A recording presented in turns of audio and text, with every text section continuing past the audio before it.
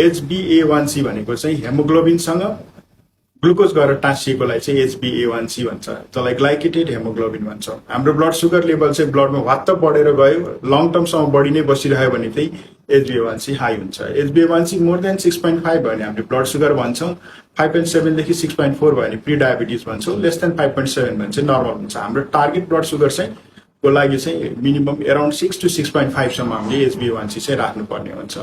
जस कारणले गर्दाखेरि HbA1c भनेको के त ब्लड टेस्ट गरिने टेस्ट हो, यसको लागि खाली पेट बस्नु पर्दैन, जुनै बेला पनि गर्न मिल्छ। यो हामीले कतिचोटि चाहिँ गर्नुपर्छ त HbA1c? At least once in a year देखि 2 times इन अ इयर चाहिँ मोस्ट अफ द टाइम चाहिन्छ, नभए डक्टरको सल्लाह अनुसार चाहिँ कहिलेकाहीँ 4 चोटिसम्म 3 to 4 times सम्म गर्नुपर्ने हुन्छ। HbA1c ले चाहिँ हाम्रो विगत 3 महिनाको ब्लड सुगर चाहिँ कतिको लेभलमा बसेको छ त्यो कुरा चाहिँ हामीलाई आइडिया दिन्छ।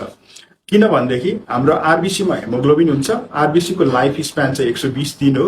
आरबिसी चाहिँ हाम्रो पुरै ड्यामेज 0.5% ड्यामेज हुनको लागि चाहिँ 120 डेज लाग्ने भएको भएर चाहिँ त्यो आरबिसी को लाइफ स्प्यानसँग चाहिँ 90 डेज ब्याकको चाहिँ अलमोस्ट 90 to 120 डेज ब्याकको चाहिँ ब्लड सुगरको चाहिँ इस्टिमेसन चाहिँ यसले HbA1c ले दिने कारण चाहिँ हामीले HbA1c हेर्छौँ।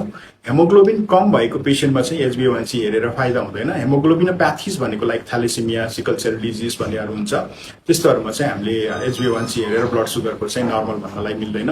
HbA1c ले चाहिँ हामीलाई दीर्घकालीन रूपमा चाहिँ 6 को रेन्जमा हामीले राख्योदेखि 6.5 सम्म राख्यो भने चाहिँ हामीलाई कम्प्लिकेसन्सहरू, साइड इफेक्टहरू चाहिँ आउने चान्सेस चाहिँ ब्लड सुगरले देखिने समस्याहरू जुन हुन्छ, किडनीमा देखिने समस्या, हार्टमा देखिने समस्या, आँखामा देखिने समस्याहरूबाट चाहिँ हामी जोगिन सक्छौँ।